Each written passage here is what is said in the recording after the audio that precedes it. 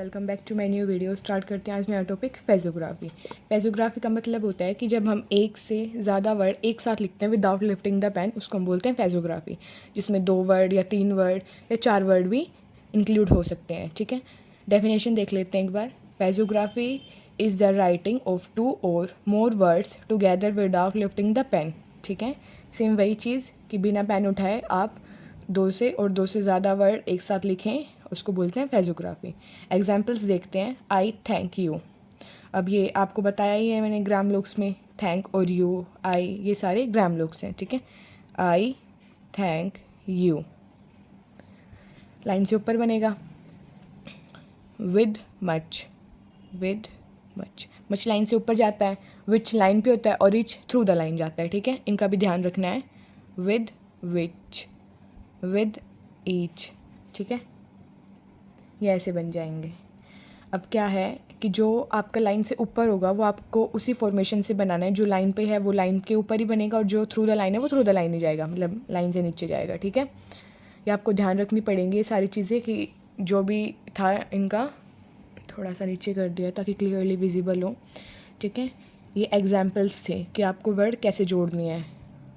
ये नहीं करना कि पहले विद बना दिया और फिर बाद में इसमें विच ईच ऐसे करके जोड़ रहे हो। ये ऐसे बनेगा, मतलब विदाउट लिफ्टिंग द पेन बनेगा, बिना पेन उठाए ही आपको कंप्लीट करना पड़ेगा। ठीक है, इसके बाद रूल्स देख लेते हैं। ये फेजोग्राफी के रूल्स क्या क्या हैं। जो इसका फर्स्ट रूल है आई। अब आई जहाँ पे आएगा, आई में जो के गे नहीं, के एम और एल। ठीक है, के एम एल, एल हमेशा अपवर्ड वाला जहाँ पे भी आएगा वहाँ आई हाफ हो जाएगा। जैसे ये आई है तो इसका ये वाला साइड ये नहीं बनेगा, ओनली ये वाला साइड रह जाएगा जहाँ पे के एम और एल आएगा। ठीक है, तो अब हम क्या करेंगे, जहाँ पे भी के एम और एल आएगा, एल अपवर्ड वाला, तो वहाँ आई हाफ हो जाएगा। अब एग्जाम्पल देख लेते हैं। जैसे आई एम है, आई के बाद एम आ गया तो ये, ठीक है, आई एम, आई के बाद एम आ गया तो ये इसका हाफ कट गया और ये डायरेक्ट इसमें एम जुड़ गया। अगर कंप्लीट होता तो ये ऐसे बनता, फिर ये गलत है। ठीक है, ये हाफ ही बनेगा, दिस इज़ करेक्ट। अब जैसे के है, I can, I can, examples हैं ये। ठीक है, अब वैसे आई ऐसे बनेगा और ऐसे कैन जुड़ जाएगा इसमें। ठीक है, बट ये वाली फॉर्मेशन गलत होगी। अब ये के, ये जो हमारा कैन है इसमें के की साउंड है। मैंने आपको पहले बताया कि सी के से भी डिनोट होता है, तो के की साउंड है, तो आई ऐसे और ये के। ठीक है, I can. Next I L का और देख लेते हैं, आई विल। अब हम विल को ऐसे करके लिखते हैं, ग्राम लुक्स में आपने देखा ही होगा। तो जब आई के साथ आएगा तो आई विल, ठीक है, इसी में ही जुड़ जाएगा।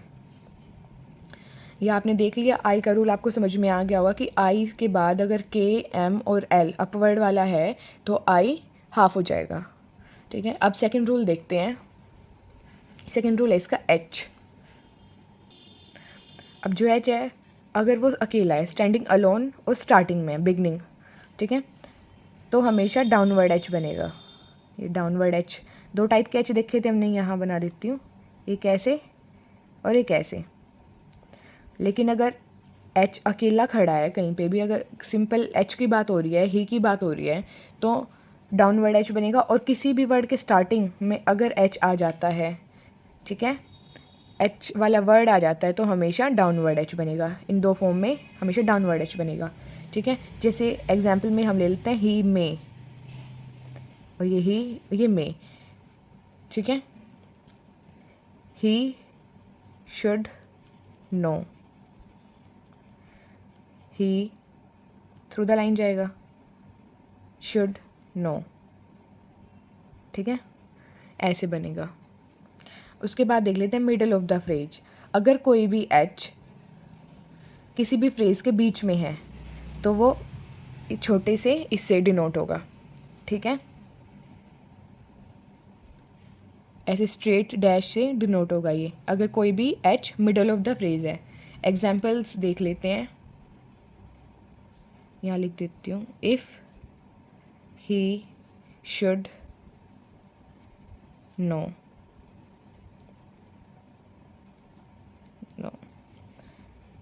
इफ़ हमारा थ्रू द लाइन जाता है ही, शुड, नो। ठीक है, अब जैसे ये बीच में आ गया तो हम इसको कंप्लीट एच नहीं बनाएंगे, ये यहाँ मिडल ऑफ द फ्रेज में आएगा तो कभी भी कंप्लीट एच नहीं बनेगा, ना डाउनवर्ड बनेगा ना अपवर्ड बनेगा, इस टिक से डिनोट होगा एच। तो ये ही बना दिया हमने यहाँ पे, और ये शुड और ये नो। किसी भी फ्रेज़ में हम वोवल्स यूज़ नहीं करेंगे, ठीक है, वो रेयर ही केस होगा जिसमें होगा यूज़, अदरवाइज़ नहीं, क्योंकि फ्रेज़ हमारी स्पीड बढ़ाने के लिए यूज़ की जाती है, जिसमें हम 2-3 वर्ड लगातार यूज़ कर दें without lifting the pen use करें, उस वहाँ वोवल्स यूज़ नहीं होंगे। ठीक है, स्पीड इंक्रीज़ करने के लिए होती है फेजोग्राफी, ताकि आप अपनी स्पीड में इंक्रीज़ हो सके स्पीड, तो वोवल्स वगैरह यहाँ नहीं यूज़ होंगे। ठीक है, ज़्यादातर ही फ्रेजेज़ में ग्राम लुक्स यूज़ होते हैं। अब मच और वर का रूल देख लेते हैं। मच आपने देखा ही होगा ग्राम लोक में कि ऐसे बनता है, अबव द लाइन, बट अगर मच किसी वर्ड के बाद आ जाए तो कंप्लीट बनाना पड़ेगा हमें। ठीक है, जैसे सो मच, ये सो, ये मच। ठीक है, ऐसे अगर मच किसी भी वर्ड के बाद आ जाए तो कंप्लीट बनेगा, ऐसे एम और चे कंप्लीट बनेगा। और वैसे सिंपली मच है वो आपको पता ही है, चे वाली साउंड से डिनोट होगा, अबव द लाइन यूज़ होगा। नेक्स्ट देख लेते हैं वर। अब वर में हमारा क्या है कि अगर दे के साथ वर होगा तो हमेशा वो अपवर्ड जाएगा, ऐसे। और अगर यू के साथ हमारा वर होगा तो वो डाउनवर्ड आर की तरह बनेगा। तो ये देख लिया आपने कि अगर वर दे के साथ होगा तो वो अपवर्ड जाएगा, और अगर यू के साथ होगा तो वो डाउनवर्ड आर की तरह बनेगा। ठीक है, जैसे अब एग्जाम्पल देख लेते हैं, यही देख लेते हैं, देवर, ऐसे दे बनता है और इसमें हमारा वर जुड़ जाएगा। अब यू है, यू वर, ठीक है, तो ये ऐसे यू बनता है और इसमें ये नीचे चला जाएगा। ये है, मतलब वर की दो फॉर्म्स हैं, एक अपवर्ड वाली एक डाउनवर्ड वाली, और एक नई फॉर्म एच की है। ठीक है, टिक वाली, मतलब नॉर्मल डैश टाइप में। नेक्स्ट देखते हैं हमारा हिम। हिम में क्या है कि अभी तक आपने हिम देखा होगा ऑन द लाइन बनता है ऐसे ही। ठीक है, बट अगर हिम फेजोग्राफी में आता है, किसी फ्रेज में आता है, तो अब जैसे हमने देख लिया ऑफ हिम, तो ऑफ अबव द लाइन जाता है तो हिम भी उसके साथ अबव द लाइन जाएगा। ये ऑफ बन गया हमारा, और ये हिम। तो ये सिमिलर कैसा लग रहा है, आई एम भी हमने ऊपर ऐसे ही बनाया था। ठीक है, तो आई एम और ऑफ हिम में कोई डिफरेंस ही नहीं रहा, तो इसलिए हम क्या करेंगे, हिम में हम लास्ट में डॉट लगा देंगे ताकि हम उसे डिनोट कर सकें ये हिम है और वो दूसरे वाला आई एम है। दोनों में डिफरेंस बताने के लिए हमने यहाँ पे डॉट का यूज़ किया है। ठीक है, इसके बाद हम देख लेते हैं हमारा लास्ट टॉपिक, डाउनवर्ड्स ग्राम लोग्स आएगा यहाँ पे। ठीक है, डाउनवर्ड ग्राम लोग्स के बारे में बात है, और अपवर्ड ग्राम लोग्स। अब ये फ्रेज़ में जो यूज़ होते हैं, अगर एक साथ दो ग्राम लोग्स इकट्ठे आ जाते हैं, जैसे ऑफ द, कॉमन है ये आ ही जाते हैं, तो ये ऑफ बन गया।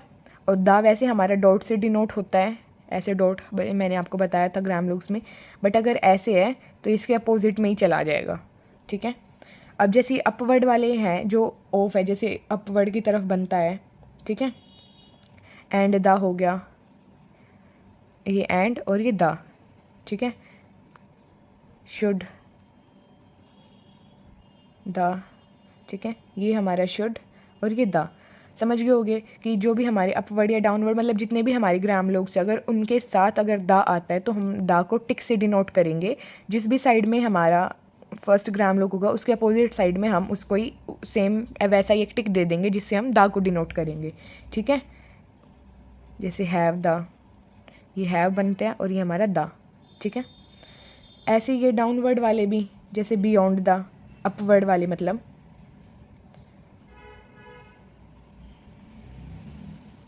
Beyond the. अब बियॉन्ड हमारा यू की तरह बनता है। ठीक है, इसमें ही हम द जोड़ जाएंगे और विदाउट लिफ्टिंग द पेन ही बनेगा सब कुछ।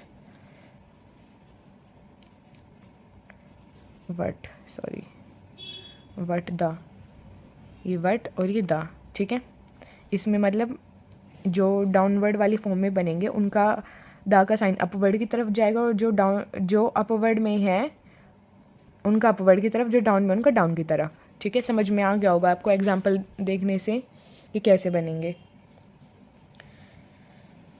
ये इसके रूल्स हैं, इसके अलावा ज़्यादा टफ कुछ इसमें है नहीं, बस प्रैक्टिस ही है मेन तो। ये आपको पूरा चैप्टर होप की समझ में आ गया होगा। फेजोग्राफी का मतलब कि जब दो वर्ड या दो से ज़्यादा वर्ड एक ही स्लेब में हों विदाउट लिफ्टिंग द पेन बनेंगे। इसके एग्जाम्पल्स आई के साथ के, एम और अपवर्ड एल के साथ आई कभी भी कंप्लीट नहीं बनेगा, ठीक है, वो हाफ बन के हाफ होके ही बनेगा, ठीक है। उसके बाद आ गया हमारा एच। अगर एच अकेला है या स्टार्टिंग में है तो वो डाउनवर्ड एच बनेगा। अगर मिडल ऑफ द फ्रेज है तो वो ऐसे टिक मतलब स्ट्रेट टिक की तरह डिनोट होगा। उसके बाद मच।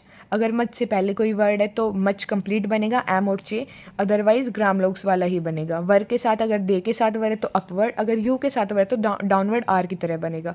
हिम में डॉट से डिनोट होगा और ये ग्रामलोक्स में है। अगर दा है उनके साथ, ग्रामलोक्स के साथ अगर नेक्स्ट दा है तो आपको अपोजिट टिक से उसे डिनोट करना है। इजी है ये चैप्टर, होप कि आपको समझ में आ गया होगा। नेक्स्ट वीडियो में इसकी प्रैक्टिस डालूंगी और अच्छे से कंप्लीट कर लेना उसको, ठीक है। Bye bye, have a nice day, thank you.